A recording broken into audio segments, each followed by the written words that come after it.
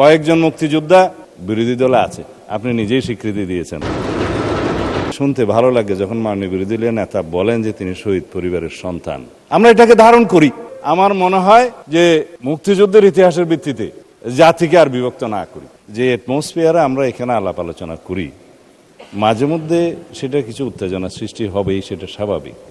আমাদের মাননীয় সংসদ সদস্য অত্যন্ত বয়স্ক এবং ইতিহাসে সমৃদ্ধ, কিন্তু আমরা এখন ভূগোলে আছি।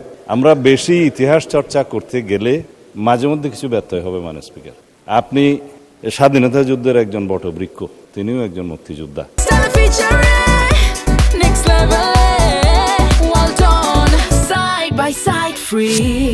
আমার মাঝে মধ্যে শুনতে ভালো লাগে যখন মাননীয় বিরোধী দলীয় নেতা বলেন যে তিনি শহীদ পরিবারের সন্তান। আমরা এটাকে ধারণ করি।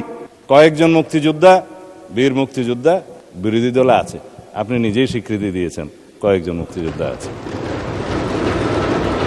আমরা এখানে যখন জাতীয় মুক্তিযোদ্ধা কাউন্সিলের বিলটা পাশ করি, আপনার নিশ্চয়ই স্মরণে আছে, বিরোধী দল কিন্তু ওয়াকআউট করে নাই, এখানেই ছিল। না ভোটও দেয় নাই, এখানেই ছিল। সম্মতি মৌনতা সম্মতির লক্ষণ হিসেবে আমরা ধরে নিয়েছি।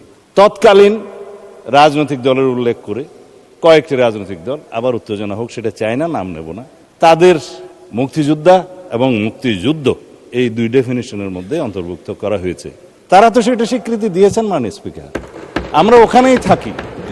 সুতরাং নতুন করে আমার মনে হয় যে মুক্তিযুদ্ধের ইতিহাসের ভিত্তিতে জাতিকে আর বিভক্ত না করি।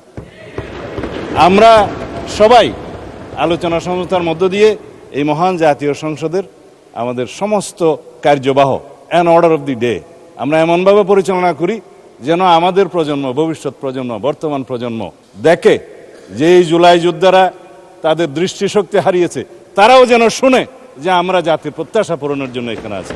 ধন্যবাদ মাননীয় স্পিকার।